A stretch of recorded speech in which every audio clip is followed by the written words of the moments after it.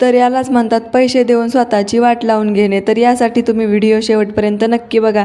तर आज आम्ही निघालो होतो वॉटर पार्कला जाण्यासाठी. तरी इथे सकाळी नाश्ता केला आणि निघालो. तर आम्ही जवळच जाणार होतो. आमच्या रेनबो वॉटर पार्क आहे अहिल्यानगरमध्ये नेप्ती नाक्याच्या जवळ. तर आम्ही तिथे जाणार होतो. सकाळी निघालो आणि मग गाडीमध्ये पेट्रोल भरलं आणि आम्ही तिथून निघालो. मग आम्ही तिथे पोहोचलो. माझ्या मैत्रिणी पण आल्या होत्या सगळ्या आणि त्यांच्या मुली पण होत्या. त्यांनी इतकं एन्जॉय केलं ना तर काही विचारूच नका. तर इथे पर हेड 600 रुपये तिकीट होतं एका जणाचं आणि कॉस्ट्युमचं 200 रुपये आणि लॉकरचे 200. तर 200 आपल्याला डिपॉझिट केलेले वापस भेटणार आहेत. तर इथे आम्ही सर्वांनी तिकीटं केले आणि ह्या छोट्या मुलींचे पण तिकीटं घेतलेले आहेत फुल त्यांनी. तर 5 वर्षाच्या आत मुलांना सर्व फ्री आहे आणि 5 वर्षाच्या पुढील मुलांना फुल तिकीट आहे. तर इथे आम्ही एंट्री केली आणि इतकी मज्जा आली तर काही विचारूच नका.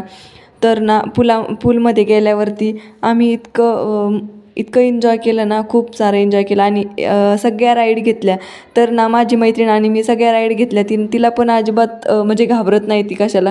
मला तर थोडीशी भीती वाटत होती पण ती म्हणायची चल चल आपण घेऊ सगळ्या राईड.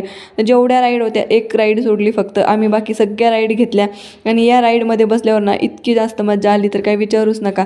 तर ना आम्ही मग एन्जॉय केलं छानपैकी आणि त्यानंतर एक उंच राईड होती. त्या राईडमध्ये आम्हाला दोघींना बसायचं होतं आणि एक माझी दुसरी मैत्रीण होती ना, तिला तर इतकी भीती वाटत होती. ती फक्त 2-3च राईडमध्ये बसली असेल, ते पण छोट्या छोट्या.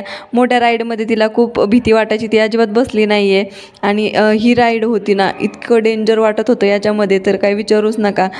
पहिल्यांदा ना जेव्हा फर्स्ट हे गेली ना तर तेव्हा असं झालं की काय जीव जातो की काय. नंतर ना मग मज्जा पण आली खूप.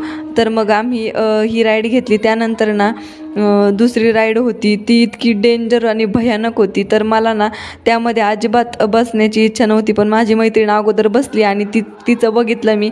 तर हे मला सुरुवातीला विचारत होते तुमचं वजन किती आहे म्हणून. आता माझं वजन सगळं 47 आहे आणि 47 वजनामध्ये मी ना इतक्या उलट्या पालट्या पार उड्या मारल्या ना कसल्या बी. तर ना माझं इतकं कमी वजन होतं इथं मला ना माझं हसायला येत होतं खूप आणि इतकी भीती वाटत होती. मला असं वाटत होतं वरचीवर मी जाते की काय, पण काय नाही झालं आणि पूर्ण हेल्मेट वगैरे सगळं निघलं होतं. त्यानंतर एन्जॉय केला आणि 5 वाजले होते आम्हाला परत निघायला. तर आम्ही कपडे वगैरे चेंज केले आणि निघालो. रस्त्यामध्ये खूप तहान लागली होती मग आम्ही ऊसाचा रस पिलो आणि नेप्तीची सुप्रसिद्ध भेळ आहे इथे. खूप छान भेळ भेटते आणि खूप लांबून लोक येतात इथे भेळ खाण्यासाठी. तर आम्ही इथून भेळ घेतली आणि निघालो घरी.